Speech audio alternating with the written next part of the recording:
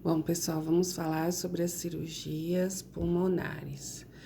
Então, eu fiz um mapa mental aqui para a gente discutir e aprender um pouquinho mais sobre as intervenções cirúrgicas. Bom, então, quando a gente fala das patologias cirúrgicas em si, na clínica cirúrgica é extremamente importante que eu reconheça, eu consiga entender o que aconteceu na cirurgia para que eu possa cuidar desse cliente no pós-operatório de uma forma eficaz. Então, vamos lá. Quando a gente fala das alterações pulmonares, os principais sinais e sintomas podem ser tosse e espirro, que nós já aprendemos lá na clínica médica que isso são mecanismos de defesa, ou seja, é uma tentativa do organismo de remover e expelir alguma substância que tenha entrado dentro da via aérea inferior. Com um excesso de tosse e de espirro, pode apresentar a dor torácica, que é característico, né, por conta dessas alterações. Ou a dor torácica também, ela pode ter alguma patologia associada à parte cardíaca, ou pode também estar relacionado à, à presença de gases na região torácica também. Quando se apresenta hipertermia, que é a febre, pode ser um sinal de um foco infeccioso. Então, aqui a gente já fica em estado de alerta.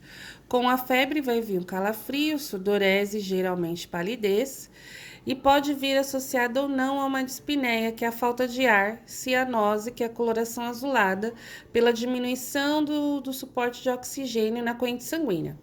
Então, nós temos aí um exame rápido, né? Um teste que a gente faz para verificar a quantidade de oxigenação no sangue, que a gente chama de saturação de oxigênio, que vamos usar essa sigla aqui, ó, SPO2. E ele sempre tem que estar maior que 95%. Então, aqui eu coloquei 93%, para a gente entender que menor que isso já é grave, aí precisa estar hospitalizando, até 95% a gente considera normal. Com essa diminuição, né, a falta de ar, com a diminuição do oxigênio, a pessoa ela vai ficar prostrada, pode ter inapetência, né? A gente também chama aqui de anorexia em algumas literaturas, desidrata pelo aumento da frequência respiratória. Então, esses são alguns sinais e sintomas. A partir daí, nós, como profissionais de enfermagem, o que a gente vai observar? A expansão pulmonar na respiração expande bilateralmente igual. A frequência respiratória, quanto que tem que ser? De 16 a 20 por minuto no adulto. Saturação acima de 95% em ar ambiente. E se está fazendo uso da musculatura acessória ou não.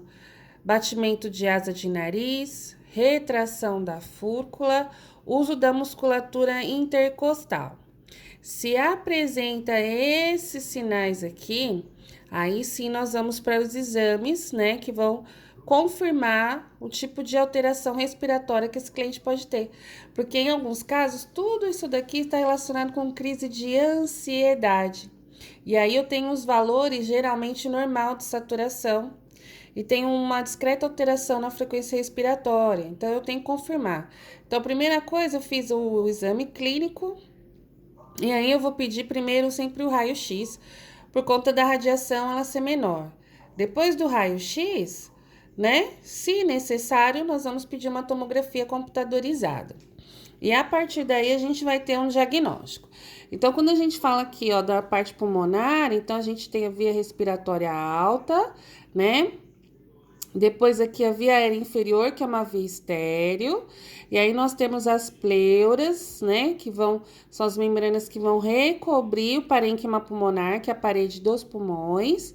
A laranjinha aqui é pleura parietal, porque tá ligada na parede. E a amarelinha aqui é a pleura visceral, que está ligada diretamente à parte pulmonar. E temos o músculo da respiração aqui, que é o músculo diafragma. Então, são essas estruturas. A partir daí, então, no raio-x, o que a gente vai conseguir detectar? Bom, eu posso detectar se tem alguma massa, algum nódulo. Se tem um abscesso, que é uma coleção de pus que acabou rompendo a parede pulmonar. Eu vou observar se está expandindo só de um lado, pode ser que um dos pulmões estejam atalectasiados ou colabados, ó. Tá velado aqui, fechado. Vai aparecer assim no raio-x. Se tiver acúmulo de secreção, esse pulmão não tá tendo troca gasosa, cadê o pulmão? Então, isso que a gente vê muito no raio-x de Covid, né? Não aparece aqui a parte pulmonar. Se tiver uma massa ou, de repente, algo estranho nesse pulmão, pode ser suspeita de CA. Então, faz biópsia. Ou pode ter partes esbranquiçadas, ali próximo, né, ao finalzinho da árvore brônquica, que é um dos sinais de pneumonia. Aí, essa pneumonia pode ser viral ou bacteriana. Também pode apresentar coleção aqui, ó, nas pleuras, fazendo com que a parte pulmonar, ó, em relação a outra, diminua, que a gente dá o nome de derrame pleural. Aqui no derrame pleural posso ter pus, né? Que aí chama empiema pulmonar. Posso ter acúmulo de líquido, posso ter acúmulo de sangue, posso ter ar, né? Geralmente acumula líquido na pleura quando eu tenho uma ruptura da pleura que está ligada diretamente na víscera, que é a pleura visceral. Tudo bem, pessoal?